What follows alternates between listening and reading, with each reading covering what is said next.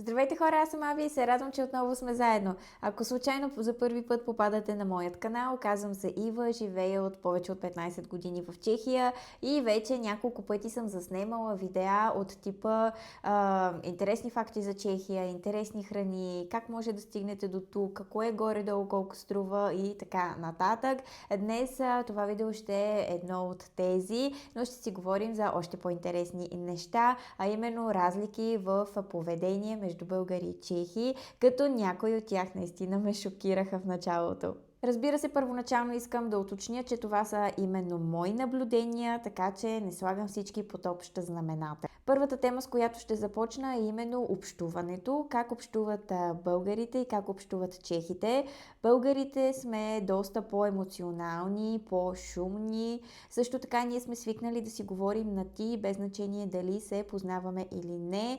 Тук в Чехия, когато срещна някой българин, който да речем виждам за първи път, ние автоматично започваме да си говорим на ти. В Чехия това е знак за изключително че сме изключително невъзпитани. Тук винаги с непознатите си говорим на вие, а понякога и с познатите. Да речем, когато започна работа, с колежките си говоря на вие, докато, да речем, те не преценят и не предложат да си говорим на ти. Винаги това нещо се прави от към по-възрастният към по-младият и да речем майката на, т.е. бабата на Емичка, т.е. не моята, а майката на бащата. Се познаваме повече от 8 години и все още си говорим на вие, именно защото тя е по-възрастната и тя трябва да предложи да си говорим на ти. Другото нещо, свързано с общуването, е колко възпитани са чехите. Изключително ми е приятно, когато съм на каса, когато, да речем, пазарувам или съм в друга институция, там винаги са много учтиви, усмихват се, говорят на вие и така доста по-приятно е. Разбира се, правя сравнението с България. В кратките ми престои, в които съм била, да речем си пазарувам в хранителен магазин и касиерката, някои разбира се, са доста неприятни. Да речем, по-младите са малко по-така сърдити, някои от по-възрастните пък са много мили и приятни, така че разбира се има значение на кого ще попаднете, но тук е някакси като вид стандарт и ние, включително и аз, тъй като аз също работя в хранителен магазин, сме задължени да се държим добре. Следващата тема, която ще подхвана, е гостоприемството. Разбира се, ние водим определено българи и така надолу, като тръгнем на юг, винаги сме изключително гостоприемни, обичаме гостите, обичаме да ги гощаваме, да си говориме с тях и така нататък. Спомням си дори, когато живеехме в България, съседите ни, когато идваха в нас, със сигурност не предупреждаваха, че ще идват и си спомням, че входната ни врата беше винаги отключена, при което те идват, леко почукват и директно влизат. Следователно се чувстваха, че винаги са добре дошли.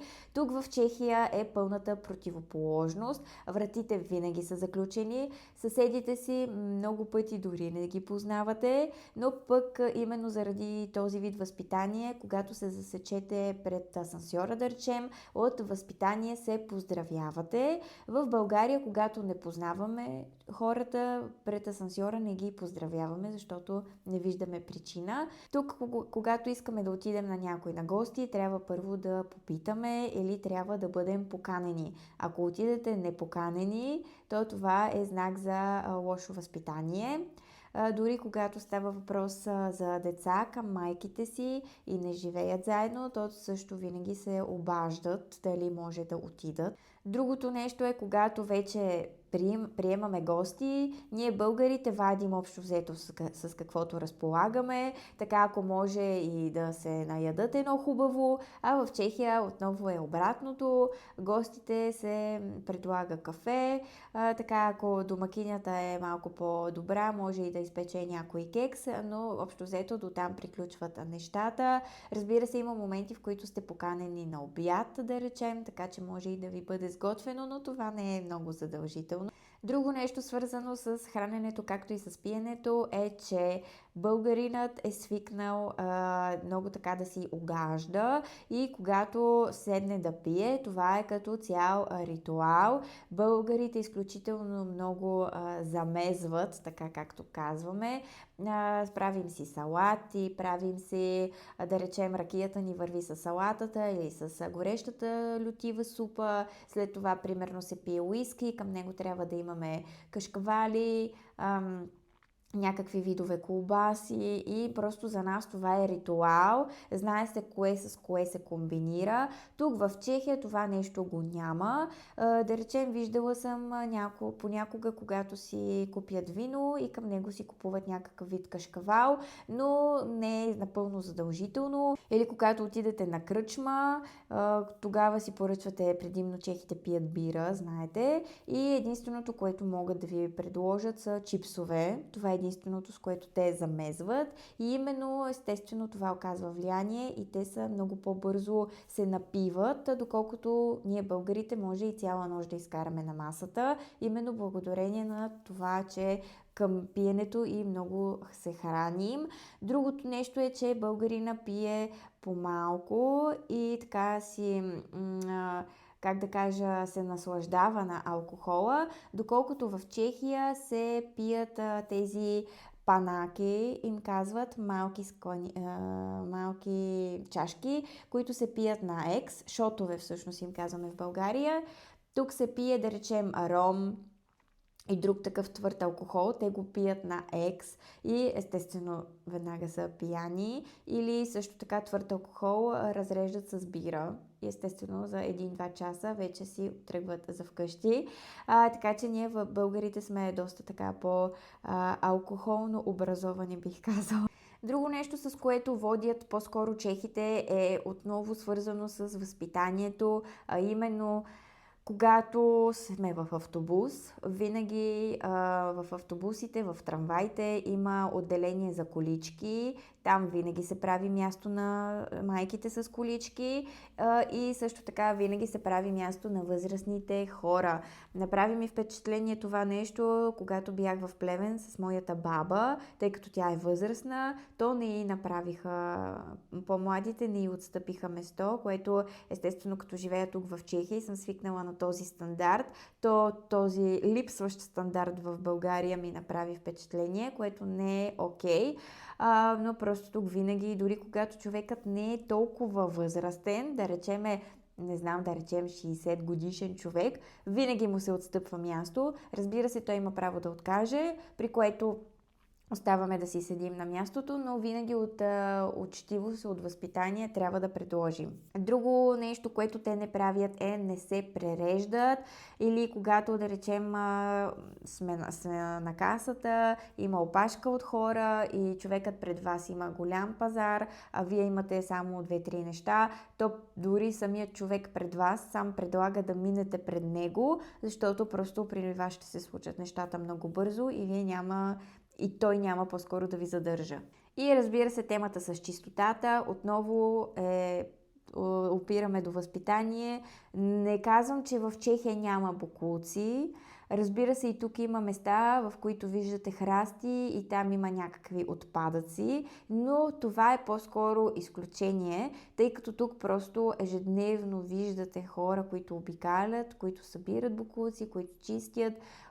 Тревата също се поддържа, храстите се поддържат, така че тези участъци са доста по-малко, а в България, особено в по-малки градчета, знаете, че цари пълен хаос. Следващата тема, която искам да засегна е работа и личен живот. Отново това нещо ми направи много голямо впечатление. Когато бяхме в България, наши познати ни представят техният живот какво означава. Означава, че те работят, да речем, в някакъв магазин, който работи от понеделник до петък и работи включително и събота. Следователно този човек има единствен работен ден.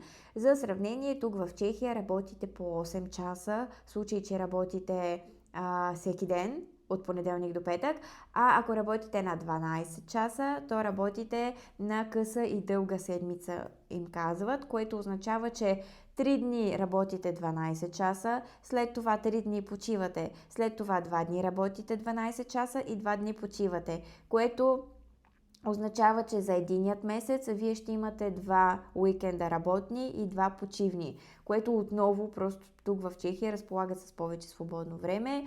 Другото нещо, когато сравняваме Чехия и България, българите изключително много се грижат за своите родители и за своите деца. Следователно, ако българинът има един свободен ден в неделя, той пътува, да речем, на село, където може да помогне на своите родители. А тук в Чехия това го няма. Когато човекът е почивка, той си разполага с времето си, ходят се по разходки, чехите са изключително спортна нация. И преминавам към следващата тема – хобита и начин на обличане. При българите съм забелязала, че също този туризъм, така да кажа, започва да навлиза. Дори във Фейсбук виждам много мои познати на моята възраст, които започват да катерят върхове, което е много добре, разбира се. България има много хубава природа, така че там човек да иска, може да посещава много красиви места. Тук в Чехия също, чехите са изключително спортна натура, ходят в гората за гъби, ходят непрекъснато по разходки. В горите има изключително добре обозначени туристически пътеки, по които може да се водите, велоалеи. Изключително много богата природа, има къде да се разхождате, гори, също зимните спортове са изключително разпространени, не само карането на ски, карането на скейтборд, както и тук му казват бежки, което представлява пак нещо като ски, само че не се парзаляте по баир надолу, а се движите с такива пръчки, се придвижвате. Има и различни други видове спортове, но като цяло постоянно спортуват и свързано с това нещо е техният начин на обличане. Чехите носят предимно спортни облекла, спортни якета, спортни, носят и дънки, да речем, но определено не се обличат така както българите. Българите при свободното си време ходят на кафета, ходят по молове и така се обличат повече с официални облекла, особено за мъжете ходят и по ансузи, но жените се стараят да са много елегантни, токчета, официални дамски чанти. Това нещо е прието за нас да е така. Прекъснаха ме и не знам къде бях приключила, но ще продължа с обличането, а именно, че в България се обличаме много по-официално, а в Чехия се носят просто дънки, маратонки, спортни якета, шапки, клинове и така нататък.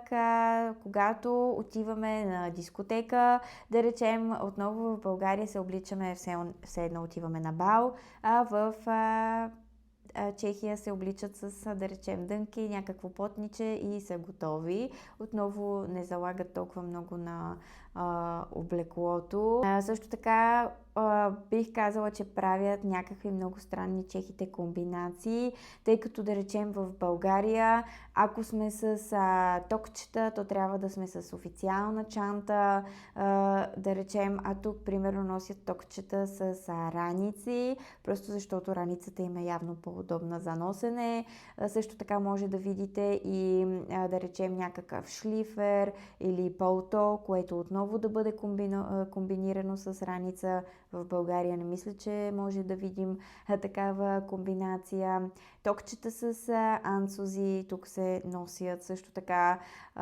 Така че просто имат някакви странни комбинации. Дори на мен ми правят все още впечатление, въпреки че и аз може би няколко години след преместването ми в Чехия забравих какво е да нося токчета и в момента имам само маратон. Командват ли жените в Чехия? Кратко и ясно, да, командват. Защо? Защото чехите са повече от 60, да не кажа повече от 70% са невярващи. Следователно, жената, когато мъжа я ядосва и така нататък, тя няма никаква религиозна причина да го търпи. Както вече казахме, със съседите си те даже не се и познават, доколкото в България е важно какво ще кажат хората, какво ще кажат съседите, срамуваме се, че ще засрамим рода и така нататък. Така че разбиранията са много различни вече и просто чехкинята не търпи лошото поведение на мъжа си или поне не го търпи задълго. В България просто дори да не ни изнася, си мълчим. Много пъти дори родителите не ни позволяват да се разделим от срам и така нататък. Като опираме и до следващият факт, повече от 50% от браковете приключват с развод. Мисля си, че причината е същата. Разбира се, както в България, така и в Чехия, младите вече не се и женят, не сключват бракове, които след това да се и развеждат, но факт е, че просто в Чехия предимно жената има главната дума. Приключа тук, за да не става видеото прекалено дълго. Ще се радвам да ми пишете в коментарите дали видеото ви е харесало и дали има теми, които още бихте желали да обсъдя. Също така ще се радвам да го харесате и може да последвате каналът ми за други подобни видеа. Пожелавам ви хубав ден. Чао, чао!